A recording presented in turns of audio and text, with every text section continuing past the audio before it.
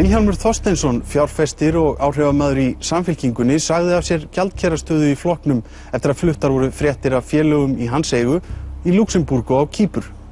Eftir að fullyrt var í frétt á eyjunni á dögunum að nafn Vilhjálms væri á lista yfir eigendur aflandsfélaga, þvertók Vilhjálmur fyrir að svo væri. Ég afneita því allavega að eiga aflandsfélag í skattaskjóli. Ég á félag í EES-landinu Lúxemborg eins og áður hefur komið fram í fjölmiðlum og það er full skattlagt. Mason Holding SA er félagið sem Vilhjálmur vísar til þess að eiga í Lúxemborg. Það félag var og er eigandi íslenskra fyrirtækja, svo sem eins og fjárfestingafélagsins Teton sem aftur átti stóra hluti í Kögun og fleiri félögum. Félagið á nú meðal annars hluti í Kjarnanum. Sjálfur sagði Vilhjálmur skattalegt hagræði ekki ástæðuna fyrir staðsetningu félagsins í Lúxemborg eða félagana tveggja á Kýpur.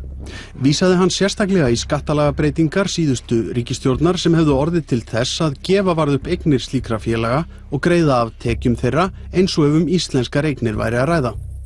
Vilhjálmur hefur þó ekki svarað í hvort skattalegt hagræði hafi verið ástæða þess að hann ákvað að skrá fjárfestingafélag sitt í Lúxemborg fyrir lagabreytinguna 2010.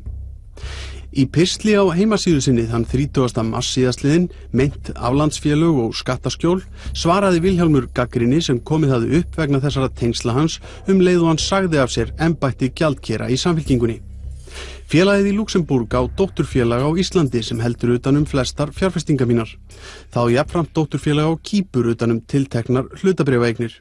Lúxemborg og Kýpur eru innan EES og hvorugt landið er á lista ríkiskattstjóra yfir lágskattasvæði. Þó þessi lönd séu það ekki er eyjan Tortóla á bresku Jómfrúareyjunum það hins vegar. Samkvæmt gögnum Mossack Fonseca stofnaði Kaupþing í Lúxemborg félagið M-Trade á Tortólu í október árið 2001. Skráðir stjórnendur þess voru 3 önnur Tortólafélög en skráðir stjórnendur þeirra allt starfsmenn Kaupþings í Lúxemborg.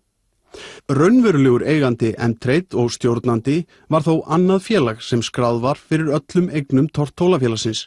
Félag Vilhjálms Þorsteinssonar, Mason Holding í Lúxemborg. Nafn Vilhjálms er því ekki í gögnum Mossack Fonseca, nafn félagsans er það hins vegar.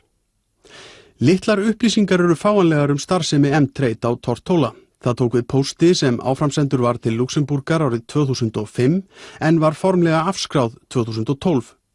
Í upplýsingum félagið í þessu yfirliti Mossack Fonseca segir að eignir þess séu bankareikningur sem ekki eru frekari upplýsingar Vilhjálmur baðst undan viðtali en í samtali við Kastljós sagði hann rétt að hann hefði átt félag á Tortóla í gegnum félag í Lúxemborg.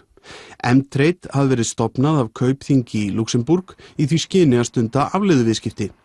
Reglur í Lúxemborg hafi ekki leyft að slík tegund viðskipta færi fram í gegnum félag hans þar og því hafi þessi leið verið farin. Vilhjálmur kvaðst ekki vita hversu miklir fjármunir hefðu farið í gegnum félagið né heldur hvaða tekjur hefðu orðið til vegna samningana.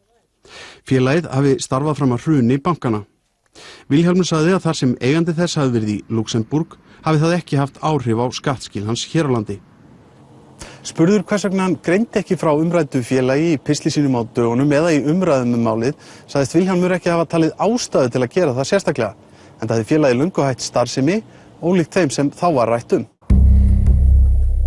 Niðurstaðan er sú að það virðist hafa verið algengt að fram á menn á ýmsum sviðum íslensks samfélags hafi getað tekið 100 milljóna króna lán hjá bönkunum til að setja með leynd í fjárfestingafélög á aflandseyjum án þess að taka með því nokkra persónulega áhættu. Það sjást fjöldi dæma í Panamaskjölunum sem Kastljós og Reykjavík Media munu fjalla frekar á næstunni.